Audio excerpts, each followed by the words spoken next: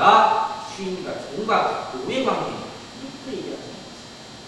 여러분 주님께서 보실 때 노예로 보십니까? 종으로 보십니까? 그렇지 않습니다. 우리가 노예했어. 우리가 죄인했어. 죄의 노예가 됐어.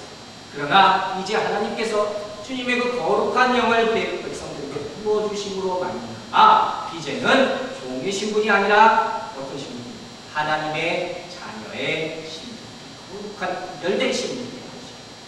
여러분 이게 그래서 우리는 이제 신분이 변했다는 것입니다.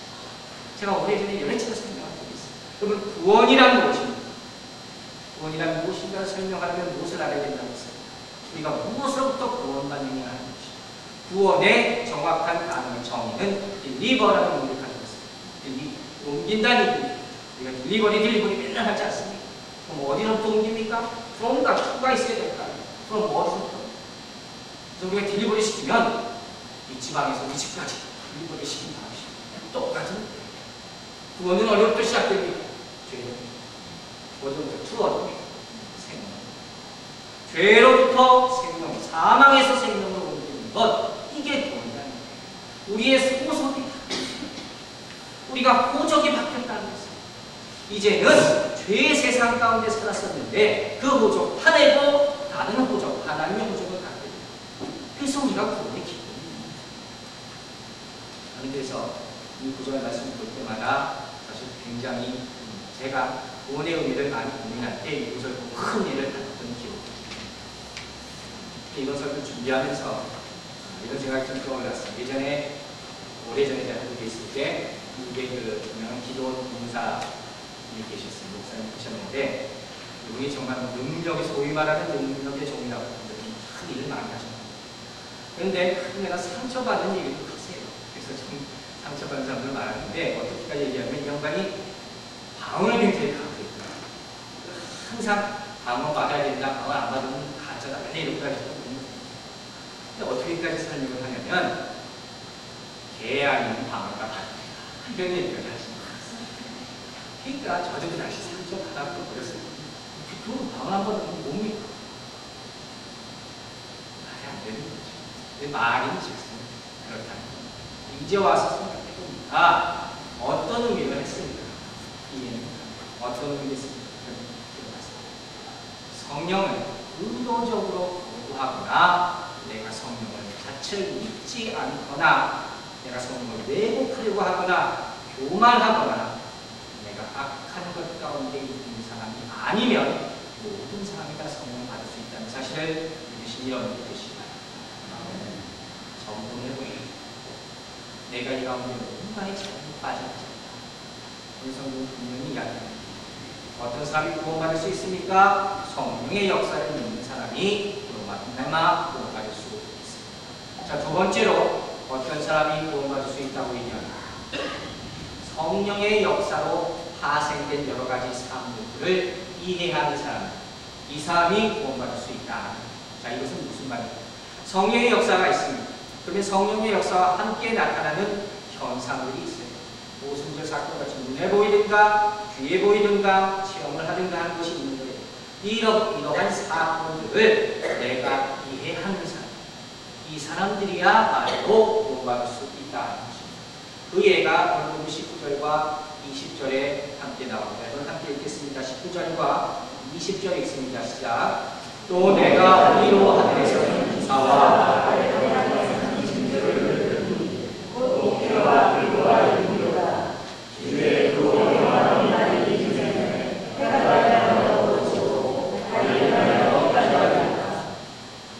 종말 때에 이루어질 심판에 대해서 오늘 베드로 사도가 잠깐 설명을 합니다. 심판은 어떻게 이루어집니까? 심판은 어떤 한 장소나 한 사람에서 국한되어서 이루어지는 것이 아니라 하나님이 창조하신 모든 피조물을 대상으로 한다는 사실을 여러분이 믿으시기 바랍니다. 이 가운데 누구도 하나님의 심판을 피할 수가 없다 하는 그런 얘기를 합니다. 오늘 이 본문을 보니까 기사라는 말이 나오고 징조라는 말이 나옵니다. 여기서 말하는 기사라는 것은 우리가 일반적으로 설명할 때는 자연계에 나타나는 이적이지 않습니다. 우리가 정말 놀랍게 본 기적과 같이 본 자연 현상들, 이것을 바로 기사라 일반적으로 통칭한다는 것이고, 다른 말로 징조라는 것은 인간에게 나타나는 적들을 말합니다. 이것을 바로 징조라 하는 거죠. 그래서 일반적으로 이것을 볼 때는 이런 기사 같은 것이 그때그때 우리 눈에 보일 수가 있어요. 근데 징조는 금방 안 나타나는 경우도 많습니다. 한참 후에 성령의 역사가 그 사람을 통해서 나타나는 수가 있단 말이에요. 어쨌든 중요한 것은 이것이 심판의 조짐일 수가 있다는 것입니다. 하나님이 이런 기적과 이사와 징조를 가지고 심판하신다는 것. 이 말은 무슨 뜻입니까?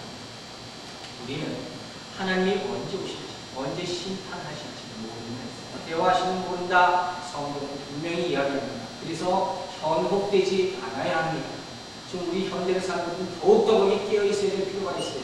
그러나 또 우리가 믿는 이들로서 성경을 근거로 하면서 우리 주변에서 이루어지는 현상에 대해서 깨어서 볼 필요가 분명히 있다는 것입니다.